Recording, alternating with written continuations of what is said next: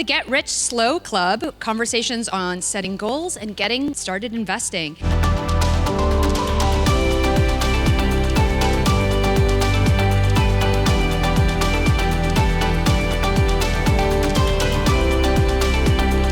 We're just going to do a fun little game with these two.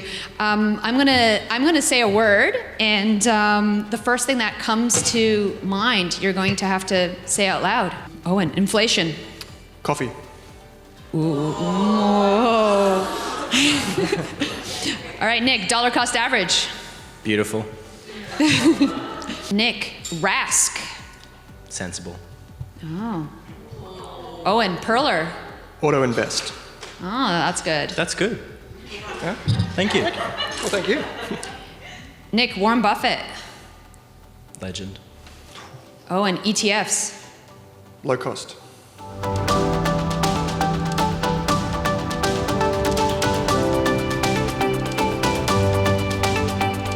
If you could give one piece of advice to your younger self, what would it be? That money can't buy you the person that you want to be, but it can give you options and security. Oh God, this is so naff, to be who you really are. That Sorry. was so good. I love that. Sorry. That you are currently living the life that you once wanted. And I think it's to the point that you were talking about before, that the goalposts are always going to move. And I see a lot of people, they set financial or future happiness goals based on the next promotion, the next pay rise, buying a property, then it's, having a partner, having kids, then it's an investment property, and that is always moving. So if you're not actually finding a way to enjoy what you're doing now, whether with your finances, with setting a budget, with the quality time that you're spending with the people around you, that's not actually going to change because you put it to something in the future, particularly when it's associated with, once I make more money, then I'll be able to get in control of my finances.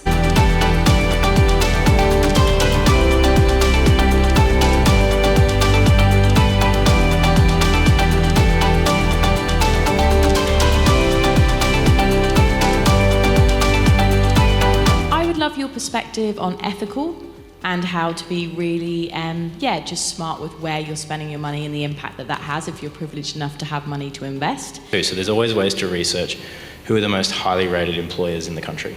And you can go and research things like who are the most diverse employers in the country, who are the employers in the country that employ the most Indigenous Australians, for instance. And you may not be able to cut out everything, but you can certainly then start to go, okay, well, I'm going to invest in 6 companies that I just believe are led by good people, doing good things, have a diverse leadership, and that's going to be my bit to being ethical.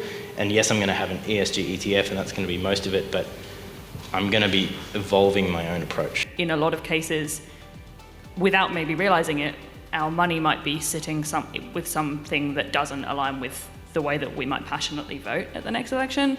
And I think just thinking about it, it's not necessarily something you can go, I'm going to switch my investments and suddenly I'm ethical. But I think it's an ongoing, as things evolve, as new ways of screening do come out and companies that are more ethical start to perform hopefully better. And, I think just thinking about it, because I think a lot of people aren't necessarily thinking about it, and maybe the investments that they start with as like a beginner ETF or something like that, maybe down the line, if they weren't thinking about it, they might just keep investing in the same kind of thing. And it's like, actually, you could be investing in something that aligns with your values a lot more.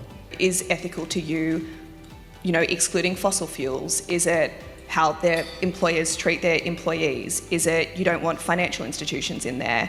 And if you're looking to ETFs, making sure that the companies, the underlying holdings, match with your ethics, or if you're going down an individual company route, that it actually marries up, because there is no universal definition in this space for what is ethical. So it's ultimately going to be you working out what that means for you and then making sure that you're putting your money where your ethics are.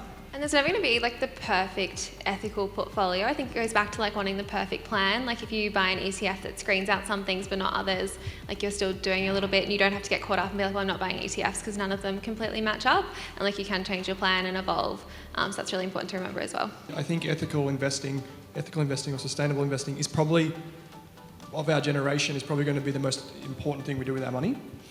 And to put it in context, there was a study done in 2017, and it's on the Australian Ethical, I think it's on the Future Super website, and it may even be in BetaShares Marketing. And It actually shows that investing $38,000 in a good quality ethical index fund or ETF is equivalent in carbon savings to a return trip to New York. And when you think about that, you don't actually lose anything necessarily as an investor, but you're having a huge impact on the environment.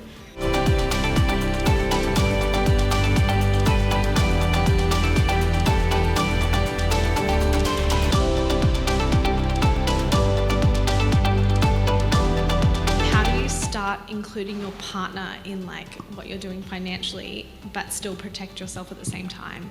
Not legal advice. Binding financial agreements are Australia's version of a prenup. They can be relatively difficult to enforce. You have to take into account a lot of extenuating circumstances. For example, do you have kids down the track that wasn't considered into it? But getting legal advice around that kind of thing is a good protection, like mechanism. Also, just from a more practical point of view and financially, just having open conversations about what the expectations actually are. You know, if one partner has debt and the other person doesn't, have you spoken about it? Whose responsibility is that debt? Are you intending to always have separate bank accounts, or, you know, do you want to merge finances at one point? So I think an open conversation is probably the best way to start, and then backing it up with some kind of legal protective document if you really want to solidify it. Who said romance was dead? I think the open conversations one is huge. Like, you have to talk about it, and it's going to be different for everyone in every relationship, but like setting it up when you move in with someone or when you start dating with someone, like, what do you do with your money? How do you feel about saving? How do you feel about spending? Do you have debt? Like, what are we working towards? And kind of deciding on joint goals or separate goals and how that's going to work, because there's no one answer, so just be open with it. I think this is an interesting one because my partner and I have been together for a while, and we only combined our finances a few months ago, and this is our second child. So